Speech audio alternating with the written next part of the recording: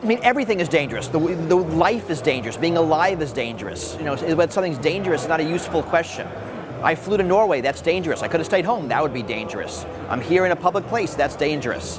So yes, there's danger in everything, but that's not the way we live. We live in terms of trying to get value out of what we do, trying to balance risk and rewards, and trying to do things that are smart. So if you just look at dangers, you end up being paranoid, and then you do nothing.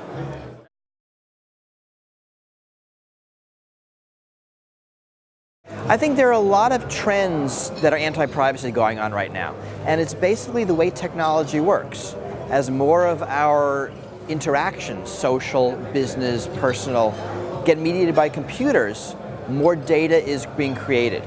And because it's so cheap to save, it's being saved. So things that used to be private by default are now not private by default. Not necessarily public, but the data's out there. And I think that's new. That's something we're not used to, and we're not behaving as if it's true because we don't really haven't internalized that as true. How about data is a byproduct of the information society?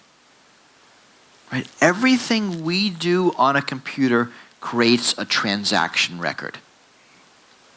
So your cell phone, I mean, it's not just the call records, but it's your SMS messages, it's location data, right? Because otherwise, you couldn't get calls. Internet browsing, everything you do creates a transaction record.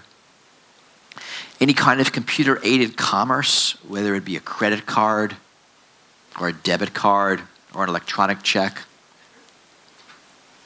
Even something like automatic toll collection. I don't know if you have these systems here. We have them sort of all over the United States. It used to be you'd throw a coin into a toll booth, and now there's in your car there's a transponder. You drive through at speed, and there's a electronic communication, and the money's deducted from your account. I mean, that's all well and good, and we like that, but there's now a transaction record of where you were when. And all computerized processes do this.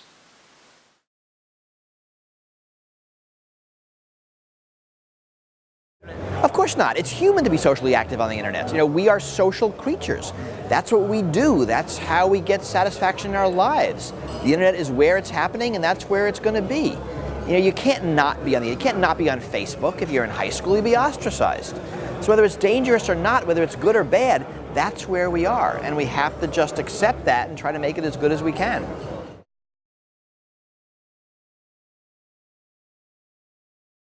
Of course it's possible. It's possible to do whatever you want with privacy. It's a matter of passing certain laws. It's not a question of accepting technology. It's a question of taking technology for its goodness and regulating it for its badnesses. We can do whatever we like. The question is whether you have the political will to do it. The question is whether we can do it, whether companies will let us do it. That's a very different question, and that's going to change. I mean, notions of privacy have changed in the past 200 years. They're going to change in the next 50 years.